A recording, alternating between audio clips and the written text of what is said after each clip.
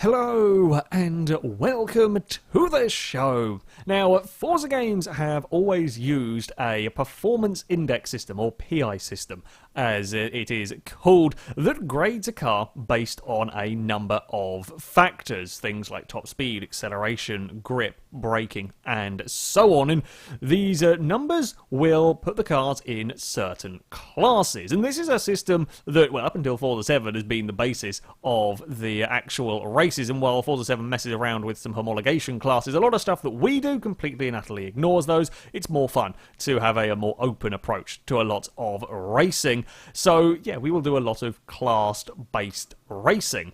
And of course, when you're building vehicles to race in whatever event it might be, maybe it'll be a challenge, maybe it'll be a versus the community, and so on, you of course maximize the performance. You get as many different parts onto the car, as many performance parts as you can, while keeping it in said class. Maybe it's even like a bulldog car, for example, such as this Mugen. The purpose for this was to try and run very quickly down a short straight and dodge and weave out of the way of vehicles trying to catch it. Whatever it might be, though, and that was to A-Class, we maximise the performance that you can get out of said A-Class, or certainly as best as we can. Some people better than others, people know the tricks, etc.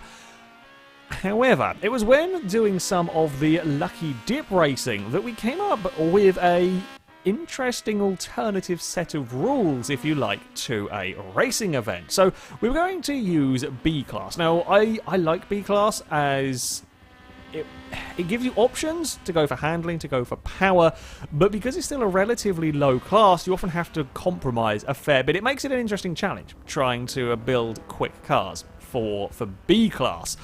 Now, you could use any PI you wanted, so you might be wondering, why wouldn't you go and maximise your vehicle? Why wouldn't you take it to the top of B-Class? Well, the reason being is the grid would be ordered in reverse PI. So, theoretically, the slowest cars will be starting at the front with the fastest vehicles at the back. But that's not just it. To give the slower vehicles, the lower PI vehicles, a chance, there'll be a 1 second roll-off delay between the cars starting the race. Now, that might not sound like a huge amount between two vehicles, cars alongside each other on the grid, no. But between first place and last place, that could be some 20 odd seconds, and that is a sizable chunk of time. So, do you choose to build a low PI car, start at the front, and have a fairly big head start? And the extra bonus of staying out of traffic, can you run away? We've seen it done in some of the Lucky Dip races where low PI cars could stay out of trouble and set quick lap times and pull such a lead, the faster cars couldn't catch them. Of course, the risk with that, if your vehicle isn't quick enough, you're going to come up against some very fast vehicles that you don't stand a hope in hell of defending against. Or do you go for a higher PI car? Maximise your performance, you're going to have a very, very quick car. But you've got a lot of time to make up and not necessarily enough laps to do it in. Not only that, even if your car is fast enough, you've got a lot of traffic. My plan for all of this was to go for the lower end of the PI spectrum. I didn't go for just getting my car into B-Class. I went at 538, so 38 PI points above the bottom of B-Class. So not horrendously. No, I knew I wasn't going to be starting, or didn't expect to be starting on pole position with my Ferrari California, but I put the performance upgrades I wanted in it. A little bit bigger tyres, plenty of power, 300 horsepower in this car. It only weighs 2,200 pounds, so big power to weight ratio. My plan? Start towards the front. Maybe not at the very front, but start towards the front. Hope that I could stay out of trouble and be fast enough to fend off those cars, or have built up enough of a lead for those fast cars. So, as the race got underway, I found myself relatively towards the front.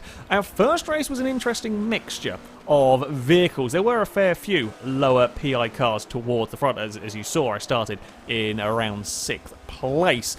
There was kind of a little bit of a gap in the sort of the mid-level PI. This Datsun and Aston Martin were sort of 20 or so points lower than the Challenger that started behind them. Now that's bad news for them, because they only have a second head start over that Dodge, or a couple of second head start over that Dodge, and well, the Challenger was very quick onto the back of them. The Aston Martin actually struggling with its pace already, as we see a Carlton coming to join in. The Ford Crown Vic has come to join this group as well. But Datsun very quick through the corners here at Long Beach, but struggling in terms of straight line speed.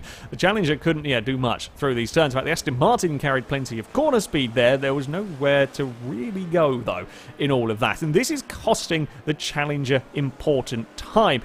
As I said, if you go for the higher PI, you know you're going to be down towards the back. You're going to have to fight your way through the field. You're going to be slowed down in battles. You need to get through this traffic early on as quick as possible to stop those guys at the front running away. The Datsun is desperately trying to cling on to positions. In the end, did not have the speed to fight with the Carlton. Asked a little bit too much of his vehicle under brakes and would drop down the order a little bit more. At the front, it was a Raptor that was leading the way. The lowest PI car, the vehicle that started on pole, was the Raptor, and he was able to pull away. You can see the size of the gap that these cars had got initially. The Alfa Romeo keen to make up some positions. Again, you can't afford to lose time here. The Opel left a little bit too much of a gap on the inside. The Alfa quick to have a dive through there and get the pass done. Again, behind the Opel, I think, was my Ferrari at this point. You can see the gap that they were pulling that, us further back would need to close up. But close up we did. The Ferrari was proving to be very, very good indeed. I was concerned about the Challenger in the rearview mirror gradually getting larger and larger. However, I was also making progress forward. The Bmw M3 that had started on the front row, he was struggling a little bit for pace in that car. It was a fairly low PI vehicle, about 513, 514 or something, so only just into B class, and it showed. The car was struggling for pace. Lost out to the Alfa Romeo, lost out to the Opel Manta, ran wide, clonked the wall, and would lose out to the Ferrari as I had to find my car up the inside. Now, this was good news for me in that I hadn't lost time trying to find my way past the BMW. I'd caught up to the back of this group. He'd run wide, and I was past. I wanted to try and keep one car between me and the Dodge for as long as possible, knowing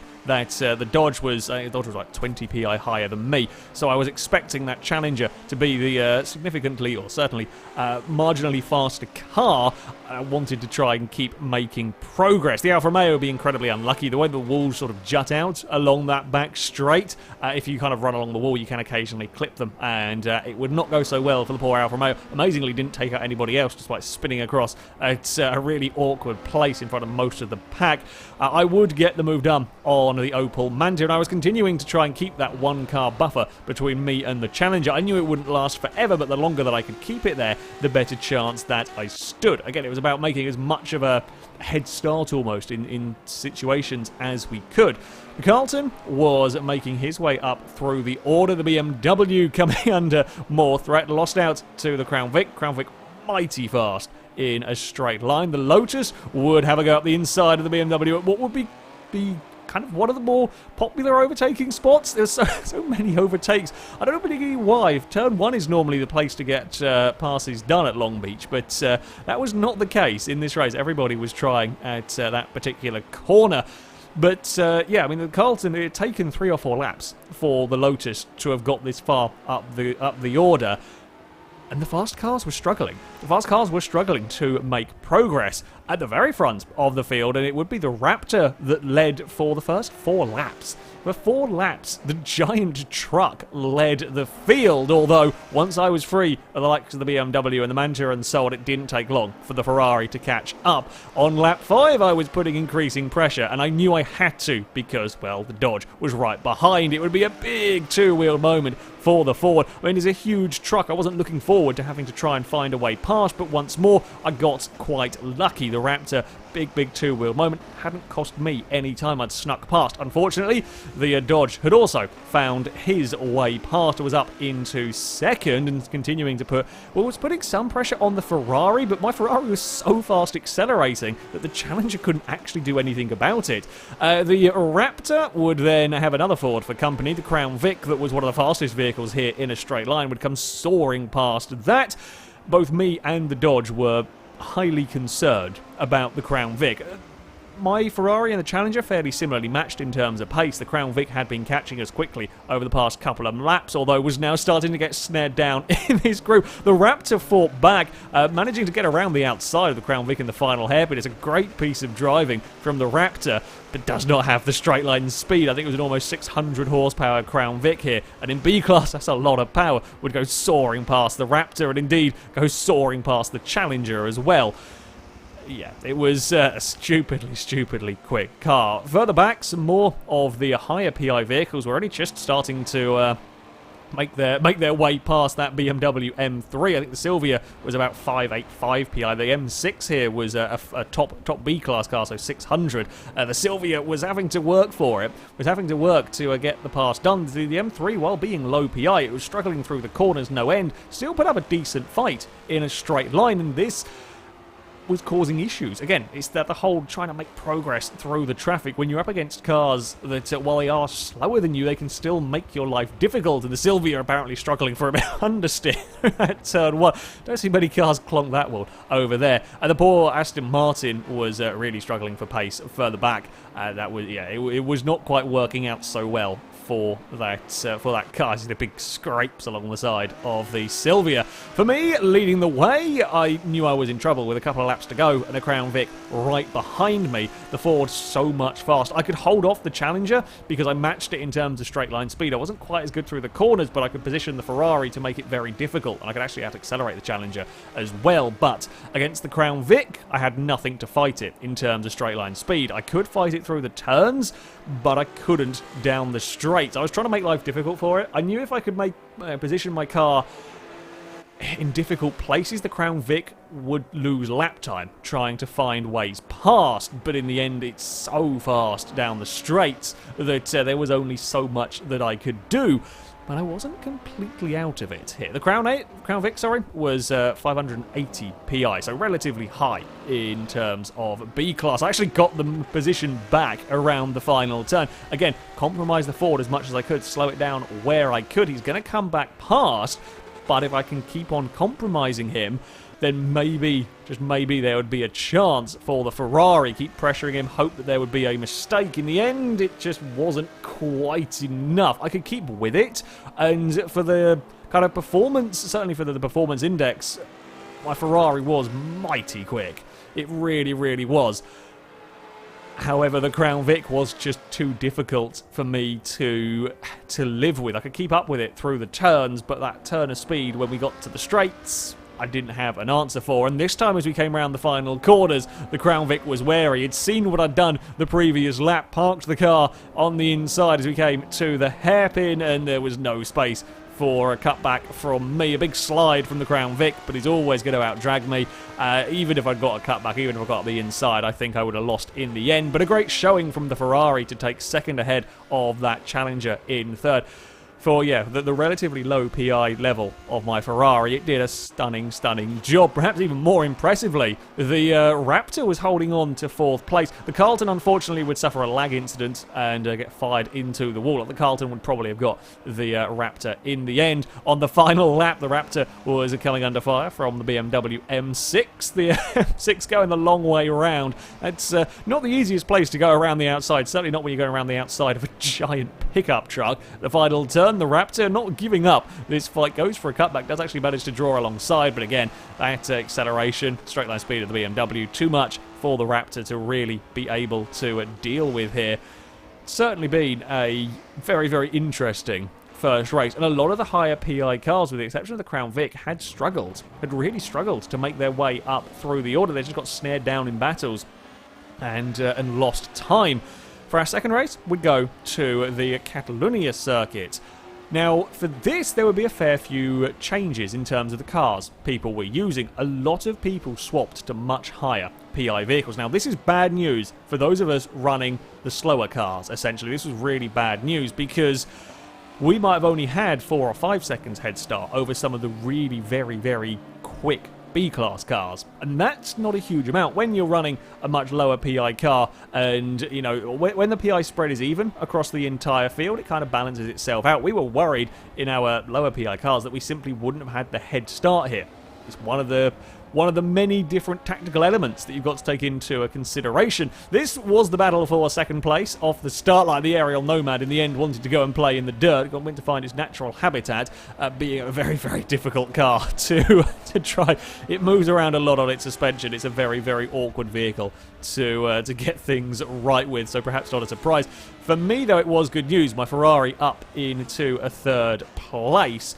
Now, further back, of course, with these higher PI cars not having to wait anywhere near as long, not having anywhere near as much almost penalty, if you like, in this particular race, we were, immediately coming under fire on this opening lap. The Datsun was struggling again for its speed. Very, very quick through the corners, but going to be mugged down the straight. This BMW monstrously fast down the straights. The Challenger, though, was still fairly decent, and much like we'd see with me fighting against the Challenger, the Challenger could give issues because of the brakes, because of the grip it had through the corners. He could fire back up the inside, and this is costing the BMW time.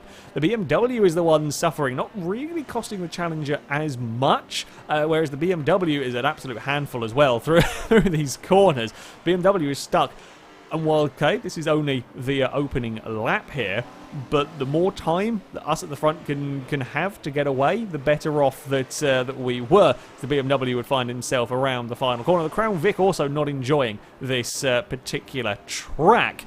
One interesting vehicle of note in this, the Napalm Nova. Absolutely absurd in terms of straight line speed, a horrendous mess when it came to the corners. A very high PI car, about 3 PI away from the top of B class. So started down towards the back and through the final chicane. Absolutely awful, loses 2 positions. The Aston Martin actually gets a little bit screwed over, gets boxed in by the struggling Chevrolet. And then we come to the straight.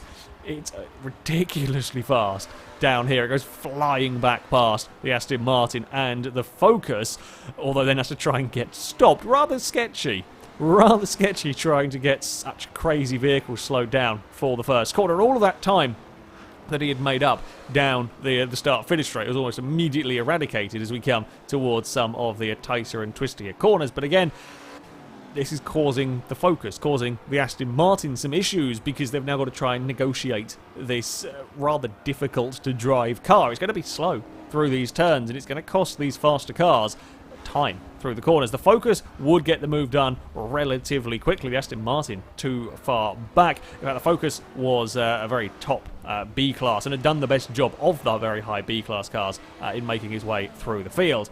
The mid-pack, I say the mid-pack actually, this was from second back, was getting rather crazy in the opening stages. I'd got to the lead and was currently buggering off. My plan working perfectly. This Civic was causing grief for the Challenger. The Honda very quick through the corners. The aerial Nomad in the end would run out of skill with run out of suspension. The thing wobbles around and spun himself at the top of the hill. Very difficult cars to drive. The Civic running too wide into the hairpin would put pay to his valiant defence of second place.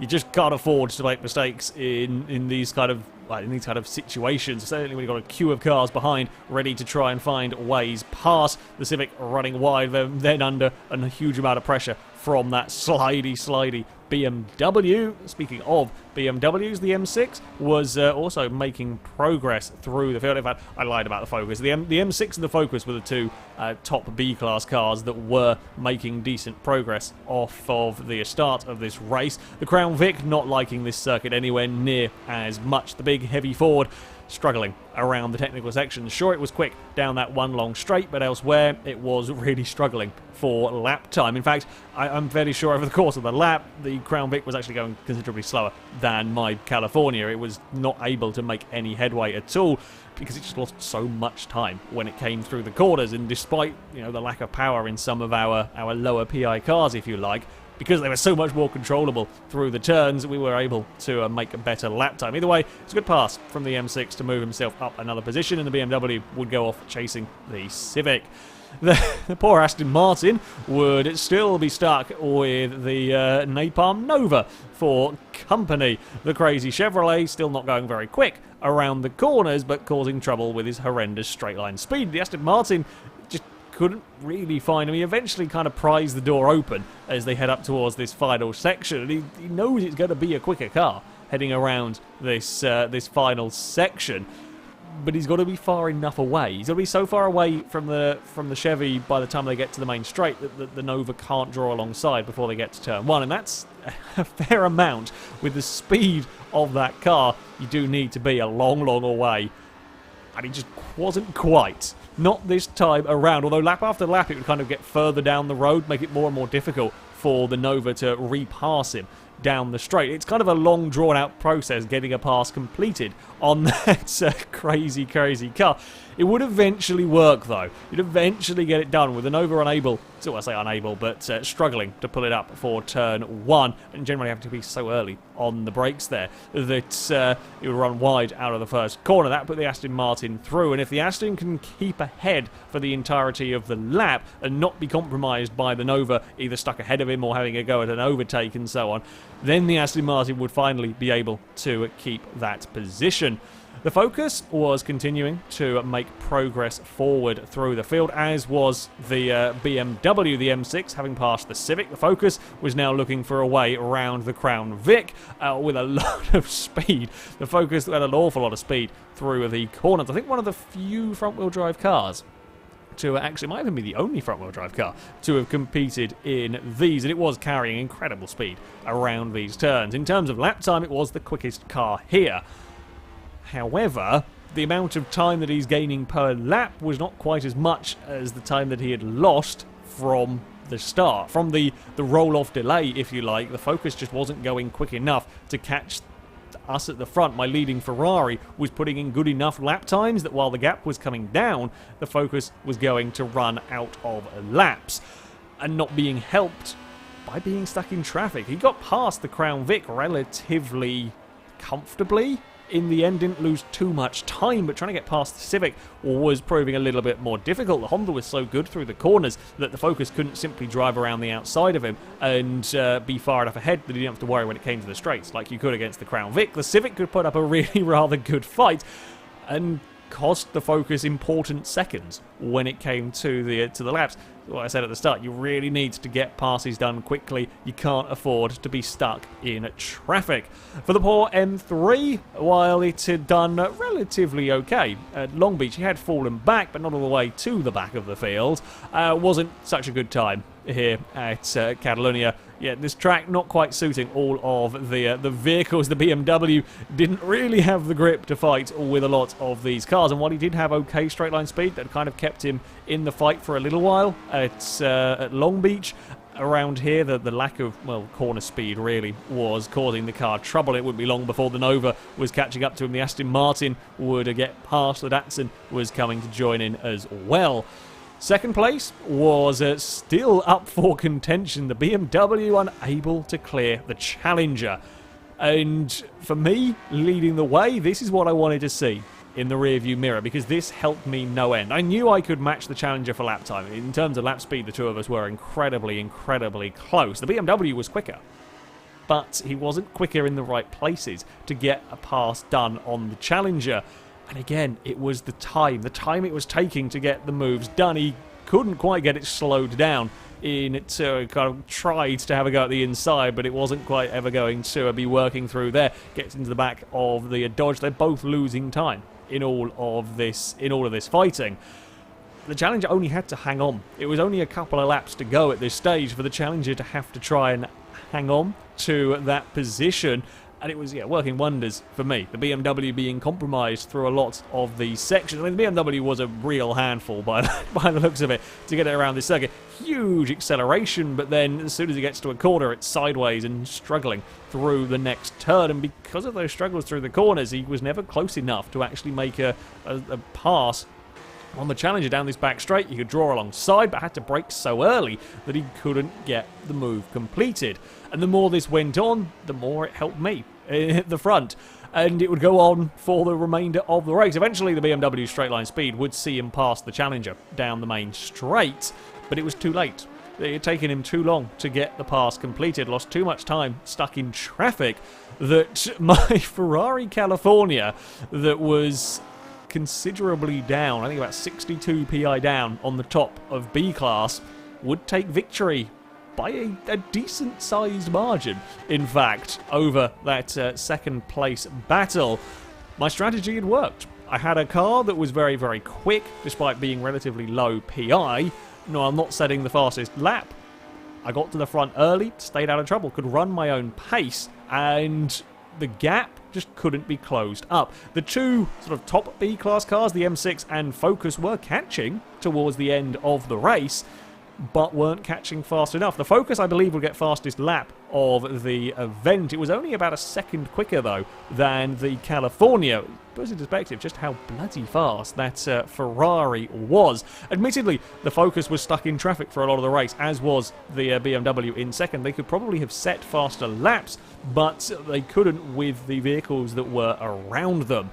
The Napalm Nova continued to fight with the huge beast of a car through the remainder of the race. The Datsun was looking for a way back past on this final lap as they head up towards the technical section. This where the big heavy muscle car not being a huge fan. Now the Datsun had very little in the way of straight line speed here. Knew if he was going to get the position would have to get past the Nova and get as far away through just the final couple of corners as he possibly could. Now it's not as bad for the Datsun. It's a huge slide from the Chevrolet because the run to the finish line isn't as long as the run to turn one, as there's the drag race towards that finish line in the end. The Datsun would just hold it. Now whether the Nova could have, and the Nova will easily be back past before they get to turn one, whether he could have held off for another lap and so on. But yeah, because of that short run to the finish line and the Nova very, very sideways in the final turn, the Datsun would get the position. So it was an interesting challenge, this one. It was more of a thought challenge, a challenge into strategic challenge, sorry, as to how you build your car, how you plan your race. You needed to be able to get the maximum performance from your vehicle with as little PI as possible. The cars that went for full 600 PI, the top of B class, struggled. They struggled to get through the traffic, and with such a disadvantage off the start, and there's always risks of being involved in accidents and so on in your way up through the field, it just didn't quite work out for them. They just weren't quick enough. They weren't that much faster than some of us with the well-built lower PI cars to make their way up through the order.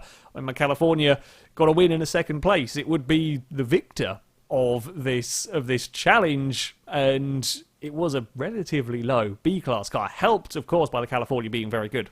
I think if this was built to the top of B-class, I think this would be an absolute monster, because it was so very, very quick. It was giving a lot of what should be much faster cars a run for their money in terms of lap time, and it was a difficult vehicle to get past. So yeah, it was a damn good car that I had built, and if you could get decent enough performance out of a lower PI car, it was definitely the way to go. As far as kind of the racing-wise goes, the field is a little bit more spread out, perhaps not as many ultra-close battles, because of the way that the race starts and the way that everything pans out. It's a lot more of a strategic fight, and I'm glad to say that the gamble that I took with my vehicle paid off in all of this. It's, yeah, certainly a different way of thinking, and it makes for interesting choices, an interesting challenge when it comes to picking how you build your car. That, though, is going to be it for this video. Thank you very much for watching, and until next time, goodbye.